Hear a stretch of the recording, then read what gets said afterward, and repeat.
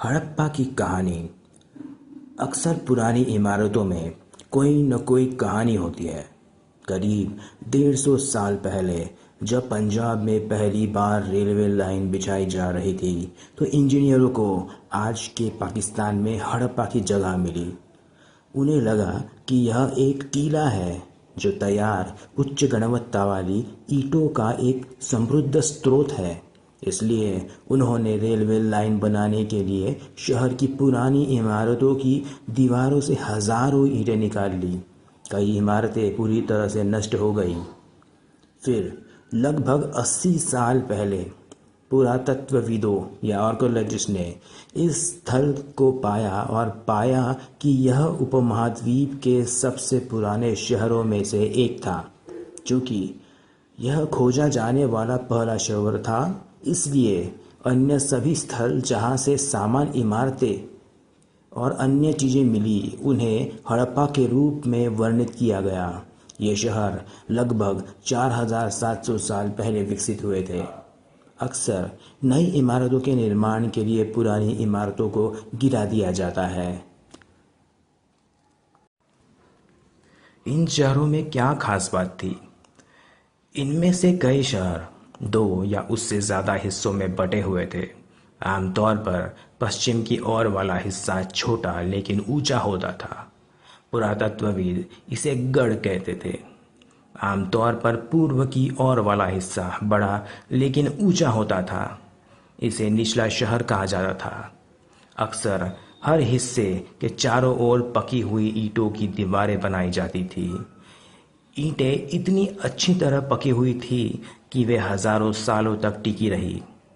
ईंटों को एक दूसरे से जुड़े हुए पैटर्न में रखा गया था और इससे मजबूत दीवारें बनाई गई थी।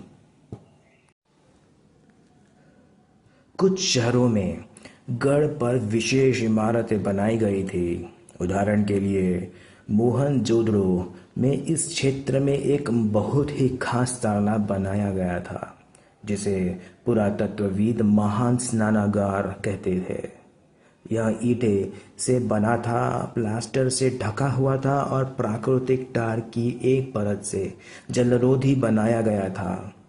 2 तरफ से नीचे जाने के लिए सीढ़ियां थी, जबकि चारों तरफ कमरे थे। संभवतः पानी एक कुएं से लाया जाता था और उपयोग के बाद निकाल दिया जाता था।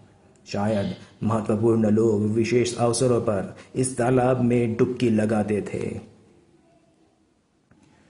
कालीबंगन और लोथल जैसे अन्य शहरों में अग्नि वेदियां थी जहां बलि दी जाती थी, और मोहनजोदड़ो, हड़प्पा और लोथल जैसे कई शहरों में विस्तृत भंडार गृह थे। मकान, नालियाँ और सड़कें। आमतौर पर घर 1 या 2 मंजिल ऊंचे होते थे और आंगन के चारों ओर कमरे बने हुए होते थे। ज़्यादातर घरों में नहाने के लिए अलग से जगह होती थी और कुछ घरों में पानी की आपूर्ति के लिए कुएं भी होते थे। इनमें से कई शहरों में नालियाँ ढकी हुई होती थी। ध्यान दें कि इन्हें कितनी सावधानी से सीधी रेखाओं में बिछाया गया था। हालांकि आप इसे देख नहीं सकते, लेकिन प्रत्येक नाली में एक हल्का ढलान था ताकि पानी उसमें बह सके। अक्सर घरों की नालियाँ सड़कों पर स्थित नालियों से जुड़ी होती थी और छोटी नालियाँ बड़ी नालियों से जुड़ जाती थी। चूँकि नालियाँ ढकी हुई थी, इसलिए उन्हें साफ करने के लिए अंतराल पर निरीक्षण छेद बनाए गए थे।